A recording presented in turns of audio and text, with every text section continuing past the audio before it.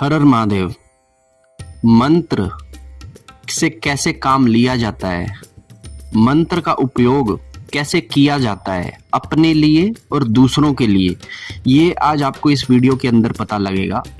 लेकिन पहली बात मैं पहले बता दूं, अगर आप पिछली 4 वीडियोस छोड़कर सीधा ये वीडियोस देख रहे हैं तो ये इन्फॉर्मेशन आपके कभी भी काम नहीं आने वाली है, क्योंकि मंत्र का स्वरूप, मंत्र की ताकत के बारे में जब तक आपको नहीं पता है, मंत्र के उद्गम के बारे में जब तक आपको नहीं पता है, मंत्र शक्ति, मंत्र दूत के बारे में अगर आपको नहीं पता है, तो इस वीडियो में आपके आने का कोई मतलब नहीं है। पहले जाकर आप पिछली 4 वीडियोस को देखकर थोड़ा सा मंत्र की सूक्ष्मता को जान लीजिए, ताकि आपको पता लग जाए कि इस वीडियो के अंदर मैं जो बातें करने वाला हूँ वो किस तरह से वर्क करने वाली है। ठीक है, चैनल पर जो लोग नए हैं वो वीडियो को लाइक कर देना, चैनल को सब्सक्राइब करके मेरे अपने साधक मित्रों के साथ इसे शेयर जरूर कर देना। आज मैं आप लोगों से बात करने वाला हूँ मंत्र को इस्तेमाल कैसे करते हैं।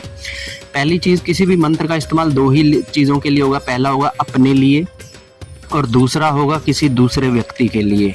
ठीक है, तो जब आप इन 2 कामों को करते हो तो इन 2 कामों को करने में पहली चीज तो एक कंफर्म्ड हो गई कि हमारे मंत्र सिद्ध होना चाहिए।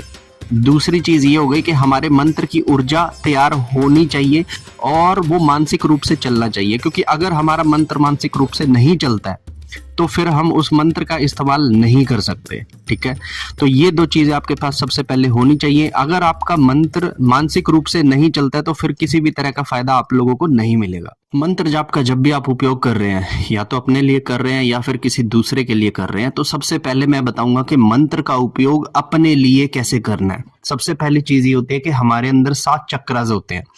तो जैसे जैसे हम अपने 7 चक्रा को अनलॉक करते जाएंगे, बहुत सारी चीजें हमारे एक्सेसिबल होती जाएंगी। तो सबसे पहले अपने चक्रों को जागृत करना है मंत्रों के द्वारा। अब ये करने के लिए आपको क्या करना है, तो सबसे पहली चीज जो आपको करनी है वो ये करना है कि आपको अपने मानसिक मंत्र का जाप उस चक्र के ऊपर करना है जिस चक्र को आप जागृत करना चाहते हैं।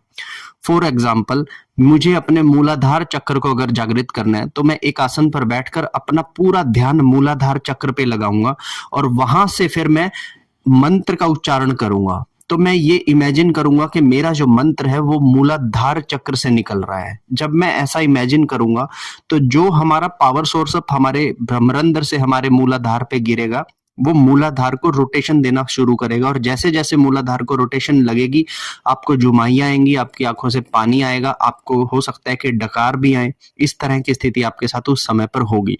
और जब ऐसा होगा तो आपको मलिन विचार भी आ सकते हैं। तो ये मत समझिएगा कि मेरा चीजें काम नहीं कर रही हैं, क्योंकि जब भी आप अपने चक्रों को अनलॉक करोगे तो गंदगी बाहर की तरफ फेंकी जाएगी, तो बाहर जाने वाली गंदगी हमारे नोटिस में आएगी।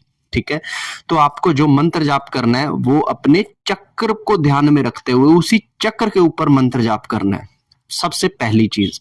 दूसरी चीज ये भी कर सकते हैं कि जब भी आपको अपने मंत्र से चक्रों को जागृत करना है तो आप जो माला चलाते हैं, रुद्राक्ष की, कमल गट्टे की, स्टफिक की, जो भी आप माला चलाते हैं, उस माला को अपने चक्र के सामने रखकर फेरना शुरू करें। फॉर एग्जाम्पल, मुझे मेरे हृदय चक्र को एक्टिवेट करना है तो मैं मेरे हृदय के सामने माला को चलानी शुरू कर दूंगा। तो इस तरह से अगर मैं अपनी 11 मालाओं में से 8-10 माला भी अपने हृदय चक्र पे चलाऊंगा तो मेरे हृदय चक्र में इंप्रूवमेंट आएगी ही आएगी। ठीक है, तीसरी चीज, जब आपको अपने मंत्र को अपने ऊपर किसी तरीके से उपयोग में लाना है, फॉर एग्जाम्पल मेरे आज नेगेटिविटी मुझ पर है, मुझे कोई बाधा है, मेरे ऊपर भार आ रहा है, या फिर कोई काम मेरा जैसे अटका हुआ, तो मैं विनियोग का सहारा लूंगा। जैसे ही मैं कभी किसी विनियोग को बोलूंगा ना, तो उस विनियोग को बोलने के बाद मैं अपने जो भी कार्य होगा उसको उसमें ऐड कर दूंगा, कि जैसे भार उतारण हेतु, है ना, पितृ शांति हेतु, नकारात्मक शक्ति हटाने हेतु, प्रेत मर्दन हेतु, प्रेत को अग्निमुख में प्रविष्ट करवाने हेतु, इस तरह की चीजों का मैं सहारा लेना शुरू कर दूंगा विनियोग के साथ। और अंत में विनियोग के विनियोगाय नमो नमः का उच्चारण करूंगा। तो मंत्र को जब हम एक विनियोग दे देते हैं ना, तो मंत्र उसी विनियोग के अकॉर्डिंग काम करेगा, कोई सेकंड काम वो नहीं करेगा।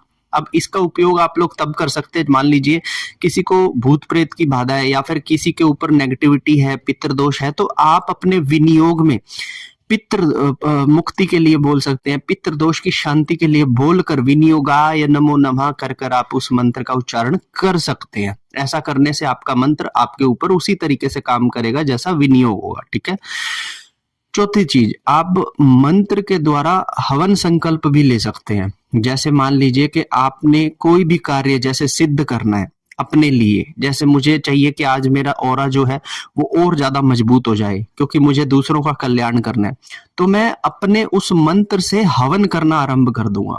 तो जब एक मंत्र जाप को हवन की आहुतियां मिल जाती है ना, 1 माला का हवन, 2 माला, 3 माला, 4 माला, जितनी भी आप सामर्थ्य में हो, उस मंत्र की 1 माला 2 माला की अगर आप हवन कर देते हो तो मंत्र बहुत ज्यादा इंटेंसिटी के साथ आपके ऊपर काम करेगा कुछ टाइम के लिए। ठीक है, क्योंकि आप रेगुलर नहीं हो, कभी कभी हवन करते हो, तो आपको मंत्र का आहुतियों का हवन करना है जिससे कि आपके मंत्र आपके बोले गए कार्य को संकल्प के साथ सिद्ध कर दे।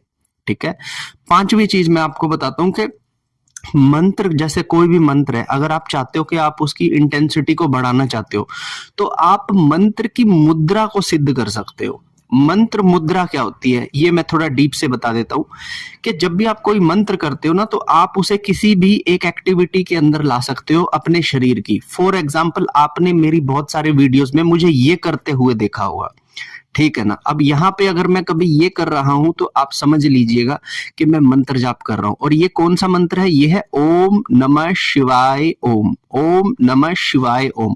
तो मैंने इस मुद्रा में इस मंत्र का इतनी बार जाप कर दिया है कि अब मैं मंत्र जाप ना करते हुए भी अगर इस तरह से कर रहा हूं तो मेरे जाप की ताकत बढ़ती जाती है। तो इस तरह से आप अपने मंत्र जाप की किसी भी मुद्रा को आप सिद्ध कर सकते हैं। मंत्र जाप में कितने बीज है, कितने अक्षर है, इस तरीके से आप इस मुद्रा को सिद्ध कर सकते हैं।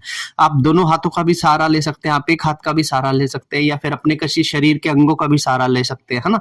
तो इस तरीके से आप किसी मंत्र मुद्रा को सिद्ध कर लीजिए। तो इस तरीके से आप अपने लिए मंत्र का इस्तेमाल आप कर पाएंगे। करता हूं मैं कि जब मंत्र का इस्तेमाल किसी दूसरे व्यक्ति के लिए करना होता है तब आप इसका इस्तेमाल कैसे करेंगे। ठीक है, सबसे पहली चीज तो यह है कि अगर आपको अपने मंत्र से किसी दूसरे के लिए कोई काम करना है तो आपको न्यास करना पड़ेगा। जब आप न्यास करेंगे तो उस न्यास के अंदर आप पहले ही बोल देंगे कि जो मैं मंत्र जाप जो करने जा रहा हूं वो इस व्यक्ति के लिए करने जा रहा हूं।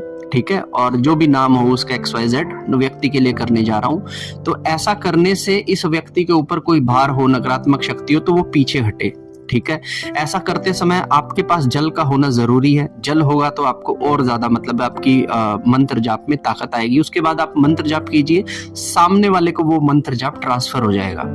ठीक है, इसके लिए सबसे जरूरी ये होता है कि सामने वाले व्यक्ति से आपकी बात होनी चाहिए। अगर वो व्यक्ति आपसे कट ऑफ है फिर आप उसका जाप करो तो इतनी इंटेंसिटी से काम नहीं करेगा। लेकिन आपके संपर्क में वो व्यक्ति है, आपने उसकी फोटो को देखा हुआ है, आप उसका नाम जानते हैं, वो इस समय किस स्थान पर है, अगर ये आप जानते हैं तो ऐसा न्यास में आपको बोलना है कि मैं XYZ व्यक्ति के लिए मुंबई में रहता है, इतनी आयु का है, ये नाम है, ये उसके पिता का नाम है, मैं इतना जाप करता हूं उसका भार हटाने के लिए, उसकी नकारात्मक शक्ति को उतारने के लिए।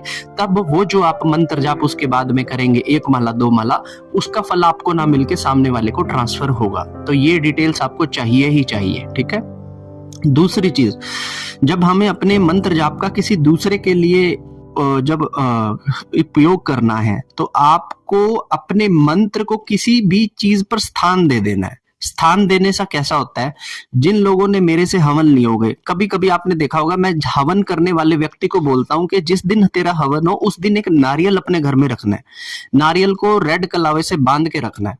ठीक है ना। अब यहाँ पे मैं उसका जब हवन करता हूं तो हवन के मंत्र की ऊर्जा उस नारियल में जाके उसके घर में बैठ जाती है और मैं तो यहाँ से अपना हवन करके फ्री हो जाता हूँ, लेकिन वो जो मंत्र की ऊर्जा है वो उस नारियल के अंदर बैठी रहती है। ठीक है ना।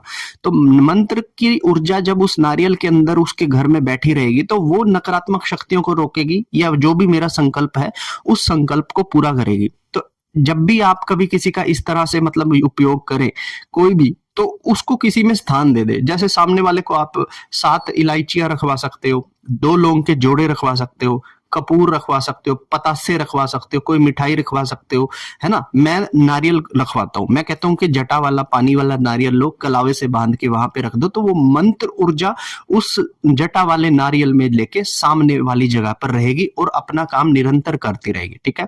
तीसरी चीज, अगर आप अपने मंत्र को दूसरे के लिए उपयोग करना चाहते हो तो पहले आप उस मंत्र को कोई स्थान दो। ठीक है ना। जैसे फॉर एग्जाम्पल आपने मेरे पास एक त्रिशूल देखा होगा, मैंने अपने मंत्र को उस त्रिशूल पे स्थान देके रखा है, तो मेरे मंत्र से बनने वाली सिद्धि भी उसी त्रिशूल पे बैठी रहती है।